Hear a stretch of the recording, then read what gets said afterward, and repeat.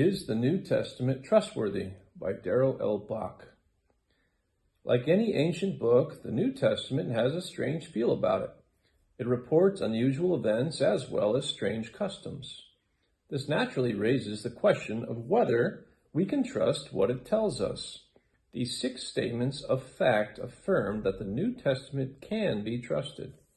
Number 1, the books of the New Testament were recognized through a careful sifting process. The process stretched from the 1st to the 4th century. The catalysts for the formation of the New Testament were the use of Scripture in worship, the rise of false teaching, which necessitated identifying the authentic works, and persecution, which called for the burning of holy books, so one needed to know which those were. The books included in the New Testament were those regarded as giving evidence of divine authority. Was it associated with an apostle? Was it in line with other authentic biblical books? Was it widely used and received? These were the questions used to identify the trustworthy and authoritative books of the New Testament. Number 2, the New Testament is based on reliable sources, carefully used and faithfully transmitted. The Bible is both like other books and unlike them. Luke explained that he used sources, Luke 1:1-4. Jesus taught that the Spirit would help those apostles recall what Jesus taught them, John 14:25-26. To argue that the Bible is inspired by God does not dismiss the human elements that make up the book. What are the sources and how were they handled? The texts surrounding Jesus stress the role of eyewitnesses as the root of the tradition. See Luke 1:2. An apostolic association ensured the account's credibility. The distance between event and recording is not great, less than a lifetime, a small distance of time by ancient standards. For example, the 1st century Roman historians Livy and Dionysius of Halicarnassus were centuries removed from many of the events they chronicled. Judaism depended on the ability to pass things on with care from one generation to the next, recounting events with care. This does not exclude some variation, as is obvious by comparing the gospel accounts or parallel accounts in 1st and 2nd Samuel, 1st and 2nd Kings, and 1st and 2nd Chronicles. Judaism and the Christianity that grew out of it was a culture of memory. People memorized long liturgical prayers and more often than not worked from memory rather than from a written page. Anyone who has read a children's book again and again to his child knows that the mind is capable of absorbing vast amounts of wording and retaining it. Finally, the biblical text we have today basically reflects the text as it was originally produced. The New Testament has far better manuscript evidence than any other ancient document. Where most classical works, such as those of Plato, Herodotus, and Aristophanes, have from 1 to 20 manuscripts, the New Testament has about 5,400 Greek manuscripts that we can compare to determine the original wording, not to mention more than 8,000 ancient Latin manuscripts.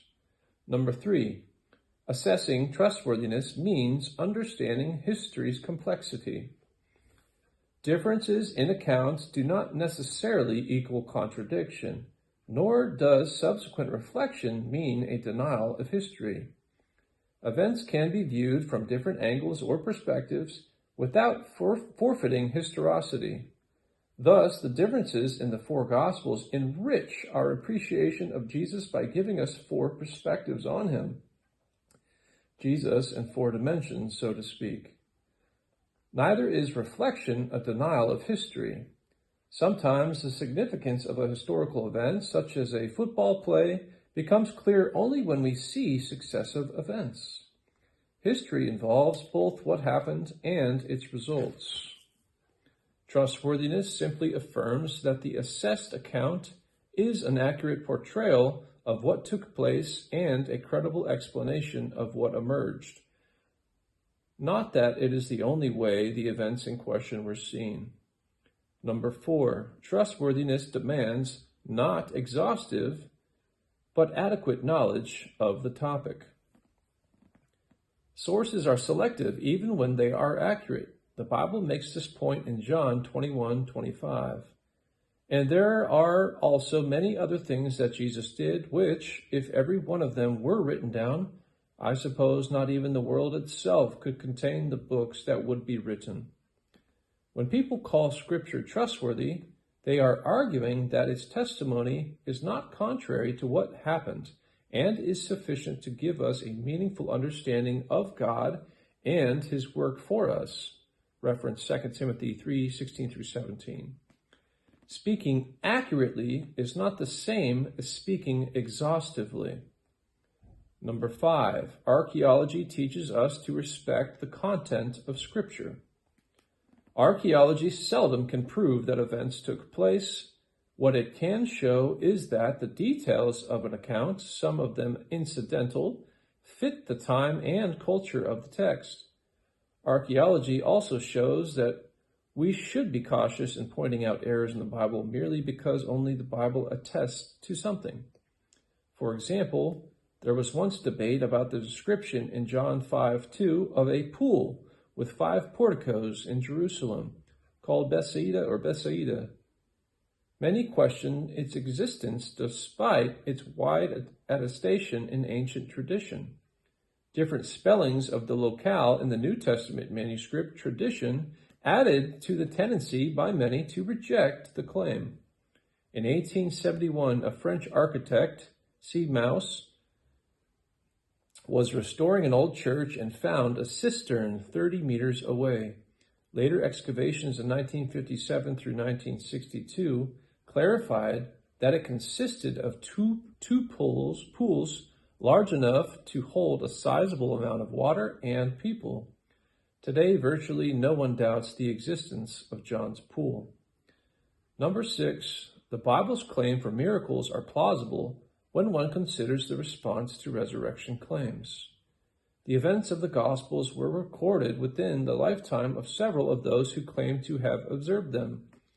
Perhaps the greatest evidence for the resurrection is the change and reaction of those who testified to it. The disciples openly admitted that they had no formal training and, for a long period, were shockingly inept at responding to Jesus. Yet they became courageous leaders. They stood firm in the face of the threat of death and rejection by the Jewish leaders who resisted them. This did not involve 1 or 2 people, but a whole host of leaders who left their mark on history. Notably, the former chief persecutor of the church, Paul. Both Peter and he, along with others such as the Lord's brother James, died for their belief in Jesus' resurrection.